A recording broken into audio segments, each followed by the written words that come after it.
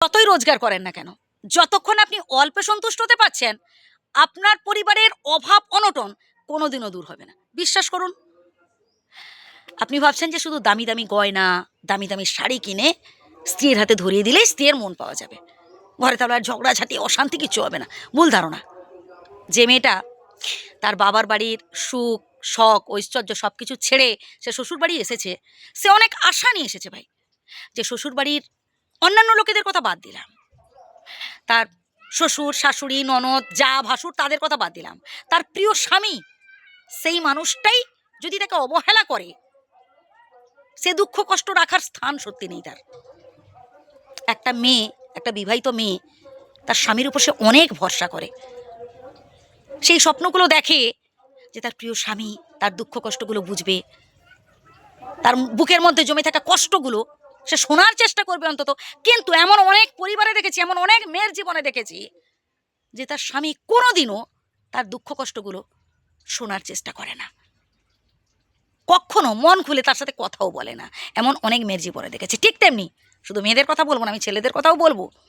অনেক ছেলের জীবনেও দেখেছি বিয়ের পর তার জীবনটা ছারখার হয়ে গেছে। অনেক ছেলের জীবনেও দেখেছি সে যেমনটা চেয়েছিল তেমনটা পায়নি, তাকে রাতের পর রাত চোখের জল ফেলতে হচ্ছে। মানে সে তার সংসারের জন্য, তার স্ত্রীর জন্য এত করেও সে সামান্য একটু সম্মান, সামান্য একটু ভালোবাসা পায় না।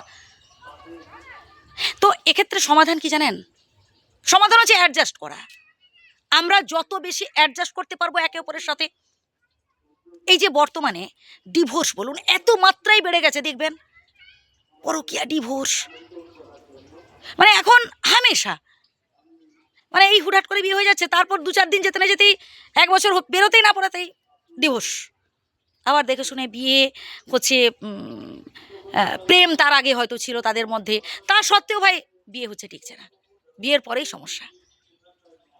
অ্যাডজাস্ট করতে হবে ভাই, একে অপরের সাথে মানিয়ে চলার ক্ষমতা এটা রাখতে হবে।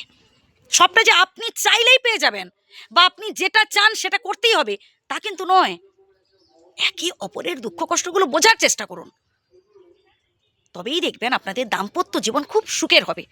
আমি আচ্ছা বলুন তো, আজ থেকে 40-50 বছর আগেকার কথা, তাদের জীবনে বলুন তো খুব কম প্রেম ছিল, কিন্তু এই যে এখন যেমন একটা মানে খুব বেশি বাড়াবাড়ি হয়ে গেছে, কিন্তু তখন মানে কি তার বাবা মা যেটা ঠিক করবে সেই জায়গায়, এবার কি হয়তো একদিনের কথাবার্তাতেই বিয়ে পাকা। তারপরও দেখবেন যাদের বয়স হয়তো এখন 70-75 বছর বয়স, 60 পেরিয়ে গেছে এরকম, দেখবেন তাদের মধ্যে কত সুন্দর অ্যাডজাস্টমেন্ট।